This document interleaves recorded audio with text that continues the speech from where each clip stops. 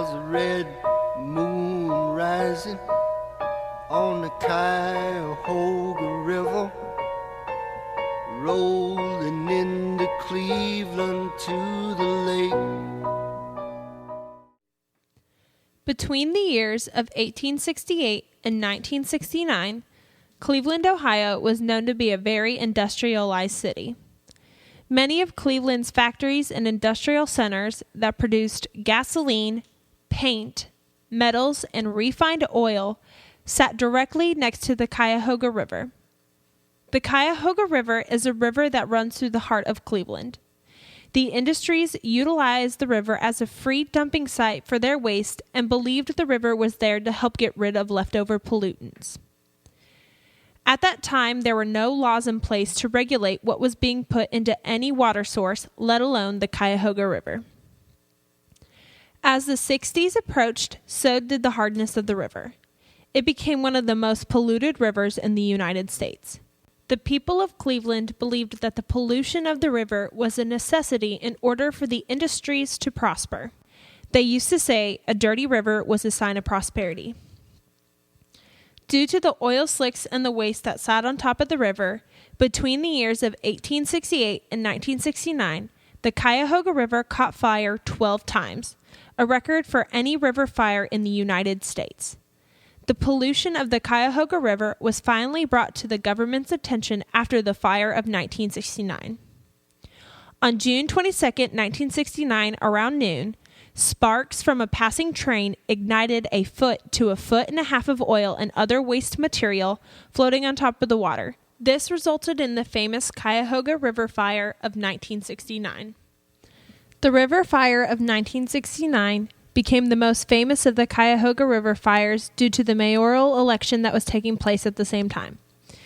The fire was the most publicized of all the river fires due to industries transitioning to technology and all the media that was in town for the election. People were also becoming more eco-aware, allowing sanitation of the river to become more important than pollution being essential for industrial prosperity. Photos published of the 1969 fire were in fact from previous fires occurring on the river.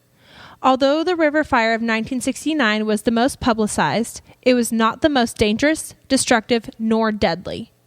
Data compiled from Ohio History Central state that the most destructive of all the river fires occurred 17 years prior in 1952, and the most deadly of all the fires was in 1912.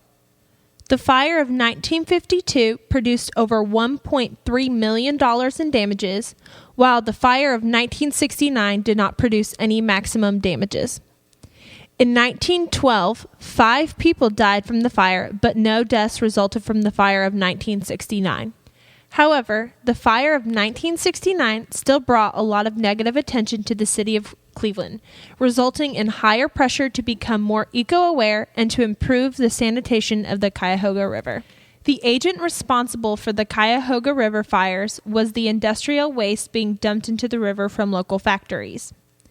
Perceptions of the burning river claimed many people believed that the river itself was burning, when actually the oil waste and debris floating on top of the river is what actually burned. Though people were confused with this concept, they were fully aware of the pollutions and hazards faced with the Cuyahoga River. It was said that if you fell into the river, you would die. And we all know about the river fire of 69, and as somebody who's interested in the history of Cleveland and Cuyahoga River, I know that wasn't the best fire. You know, I know there was other fires that could have burned down Cleveland had not the wind shifted from the north. I remember a 52 fire, I think. I think that one probably would have won the prize for the best fire. I was actually working the day that the river caught on fire, actually working as a hatch tender on the ships. So it's kind of unusual when somebody would yell fire and tell you to run away from the river, because the river is generally water. But when you were working down on the river at that time, the river was like a cauldron. It would just bubble up, oxygen trying to get out of the river. It had a coat of oil on it. And you'd see rats float down the river the size of dogs, bloated from whatever it was that they ingested. And there was a rule that if you fell in the river, you immediately went to the emergency room in the hospital. So the idea here was don't fall in the river. Pollution in the river did not allow for survival of many living species that reside beneath its surface. Fishermen who relied on the river struggled to catch enough to make a living. Elaine Marsh, an environmental activist, remembers her first time to the Cuyahoga River. It consisted of signs posted everywhere reading "No swimming," "No boating," "Polluted water," said Elaine Marsh. The water looked like oil and grease and paint. The Cuyahoga River fire affected the population of Cleveland and nearby surrounding areas. Because the Cuyahoga River eventually flows into Lake Erie, pollutants such as phosphorus and nitrogen were carried downriver and into the lake. These pollutants encourage and lead to eutrophication, a process that develops algal blooms. Algal blooms resulted in the mass extermination of fish in Lake Erie, which eventually were floating up and down the shores. To take steps towards improving the conditions of the Cuyahoga River, Cleveland initiated improvement to its sewage system and also began to monitor their water quality more closely. The mayor at the time, Carl Stokes, was determined to see change and clean up waterways across Cleveland, so he took his determination to Congress. Mayor Stokes brought large amounts of media attention, such as the Time magazine, to the issue on water pollution. Time magazine described the river as chocolate brown, oily, bubbling with subsurface gases, and it oozed rather than flowed. This led to a national movement to improve water quality. During the national movement for clean water, President Nixon was a supporter of environmental cleanup.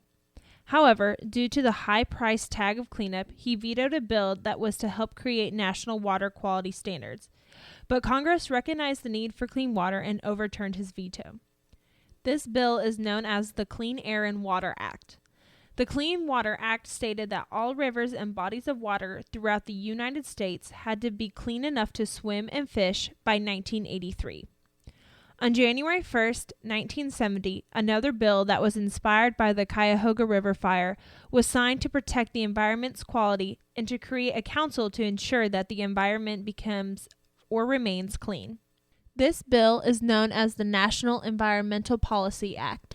The NEPA led to the establishment of the Environmental Protection Agency, also known as the EPA.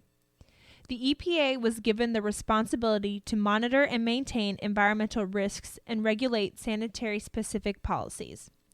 Another initiative taken to clean up the Cuyahoga River is the investment of over $3.5 billion by the Northeast Ohio Regional Sewer District. Since 1969, this money has gone towards purification resources and developing new sewer systems. It is expected that Cleveland will contribute an additional $5 billion over the next 30 years to help maintain these sewer systems. In terms of a grading system, years ago it was nothing but an F all the way. Now it's moving up maybe D plus, C minus. In 1987, the U.S. and Canada outlined the cleanup for its 42 areas of concern, including the Cuyahoga. Even though policies to clean the Cuyahoga River have been in place for several decades, there is still pollution present in the Cuyahoga River to date. But the improvements made towards cleaning up the river have made a significant difference. Today, the Cuyahoga River is home to 60 different species of fish and has not seen a fire since 1969. Although Cleveland received a negative stigma due to the river fires, it truly sparked a new era of environmental protection and safety. Burn on, big river, burn on. Now the Lord can make you tumble, the Lord can make you turn, the Lord can make you overflow, but the Lord can make you burn. Burn on, big river, burn on. Burn on, big river, burn on.